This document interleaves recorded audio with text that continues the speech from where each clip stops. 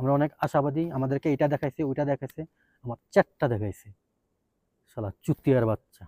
এই ষাঁড় অল্প একটু কথা বললেই মেয়েরা পটে যায় বা মেয়ে পটানোর অলৌকিক ক্ষমতা ওনার আছে। এরকম কিছু একটা ওনার ভাইরাল হবে রিসেন্ট। সেটার অপেক্ষায় আছি। সো এই ষাঁড় লাগাইতে আসছে। হাই হ্যালো, সবাইকে স্বাগতম এবং সালাম আমাকে দেখতে এবং কি শুনতে ভিডিওতে ক্লিক করার জন্য।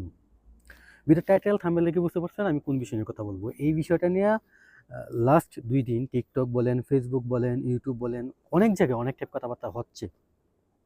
আসিফ নজরুল স্যার, আমি ওনাকে স্যার বলেই ডাকি বিকজ যেহেতু উনি ঢাকা বিশ্ববিদ্যালয়ের একজন শিক্ষক।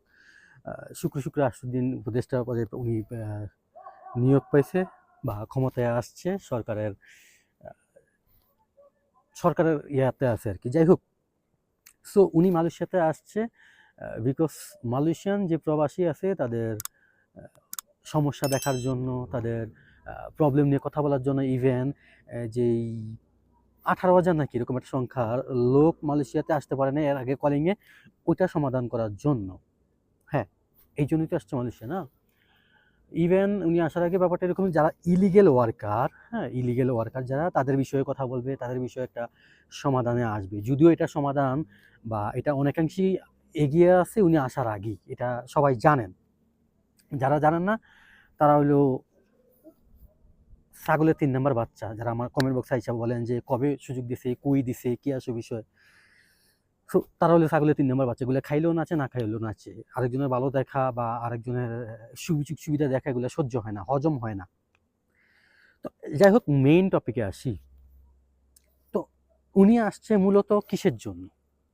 ওভারঅল মালয়েশিয়ান প্রবাসী যারা আছে, ইভেন এর আগের কলিংয়ে যারা আটকাই ছিল ১৭ থেকে ১৮,০০০ লোক বা কর্মী আসতে পারেনি, তাদের একটা সমাধান করার জন্য নিয়ে। তো এখান থেকে ৭,০০০ নাকি এরকম কিছু একটা সংখ্যার একটা সেটেল হইছে। ইভেন তারা আশাবাদী, সে নিজে আশাবাদী। আসলে সে কতটুকু কি করছে এটা তো আমি জানি না, বা আমি আর আপনি ওই বৈঠকে ছিলাম না। আশাবাদী তারা মালয়েশিয়ার সাথে অনেক কিছু করে ফেলেছে, অনেক সুসংবাদ, ভালো সংবাদ নিয়ে দিচ্ছেন, এরকম হেডলাইনে নিউজ হচ্ছে। মূলত আসলে হইছেটা কি? আমার কাছে মনে হচ্ছে উনার পকেট ভরছে, উনার জোলা ভরছে। সিন্ডিকেট, দালাল চক্রের যেই আকাঙ্ক্ষা ছিল, যে স্বপ্নটা ছিল, সেই স্বপ্নটা পূরণ হইছে। এটা পূরণ করার জন্যই তাদের দাবিটা, মানে যারা দালাল আর কি, দালালদের দাবিটা পূরণ করার জন্য উনি মূলত আমাদের সাথে আসছেন। আর কেন আসছেন? উনার একটা স্বভাব আছে।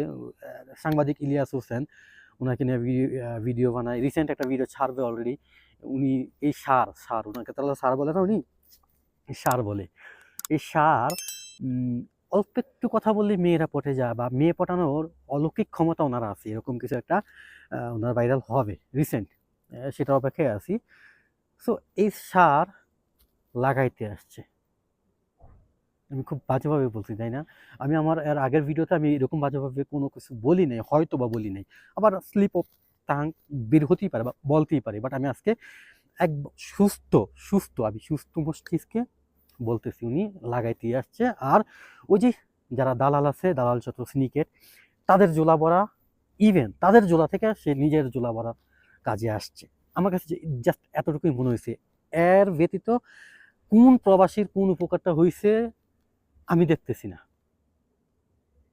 যদিও নিউজে হেডলাইন হচ্ছে অনেক সুসংবাদ, অনেক সুখবর এই প্রবাসীদের জন্য, দরজা খুলে গেছে, এই হইছে, সেই হইছে, মাত্র ১ লাখ নাকি শ্রমিক নিবে। এই যে, যদিও মালয়েশিয়ান সরকার কিংবা মালয়েশিয়ার কোনো সংবাদ সম্মেলনে বা নিউজ পোর্টাল এই টাইপ নিউজ করেনি যে আমরা তার সাথে এরকম চুক্তি করছি, এই টাইপে এইরকমভাবে লোক নিয়ে আসবো বা গ্যাস বিষয়।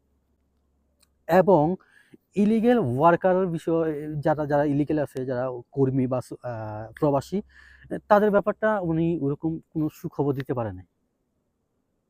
তবে হ্যাঁ, আমার এই ভিডিওতে আমি বলে যাচ্ছি, এই ইলিগেলের ব্যাপারটা তো উনি আসার আগেই এটা সমাধানে আসছে। উনারা একটা বৈঠকে আসছে। এখন থেকে আপনার কোম্পানির নাম, কোম্পানির চেঞ্জ করতে পারবেন। ইভেন আপনার যে কাজের ক্যাটাগরি, আপনার ফ্যাক্টরির বিষয় আছে, অন্যান্য বিষয়তে আপনি কনভার্ট করতে পারবেন, চেঞ্জ করতে পারবেন। এই বিষয়টা সহ যারা ইলিগেল ওয়ার্কার তাদেরকে বৈধতার সুযোগ দিবে, এটা উনি আসার আগেই সিদ্ধান্ত হয়েছে। আর আমি এটা নিয়ে একটা ভিডিও বানাইছি। ওই ভিডিওটা অনেকে অনেক চুলকানি টাইপ কমেন্টস করছেন। আমি আবারও বলি তারা ছাগলের ৩ নম্বর বাচ্চা। তাদের কমেন্টস বা তাদের মন্তব্য আমার একটা লোমও ছিঁড়ে না, কিচ্ছু না, কিচ্ছুই না। তবে আমি খুবই হতাশাহত।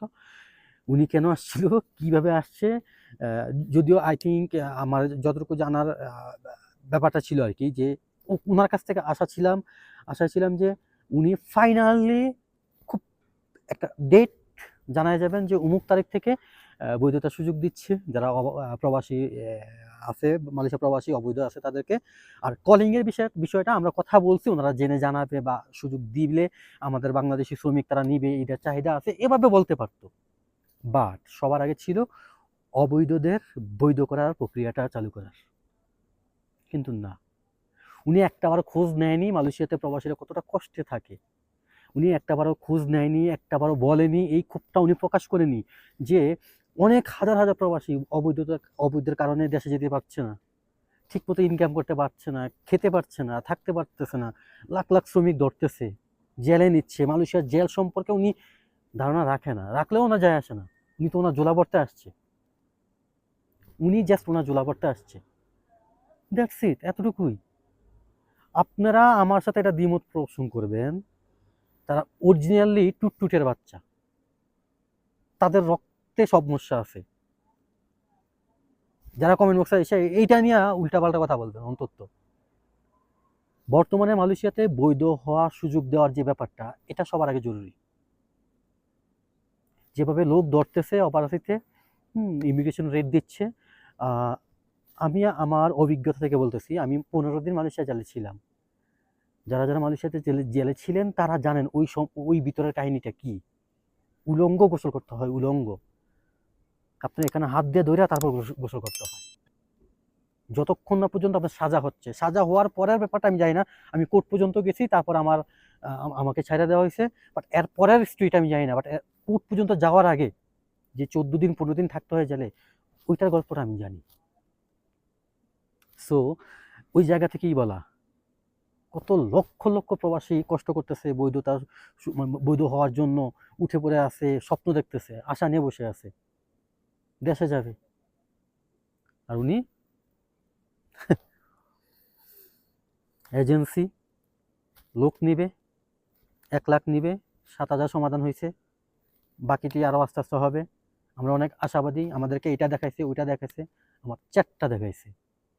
শালা চুতিয়ার বাচ্চা। আমি আমার ভিডিওতে গালাগালি করি না, সবগুলা দালাল।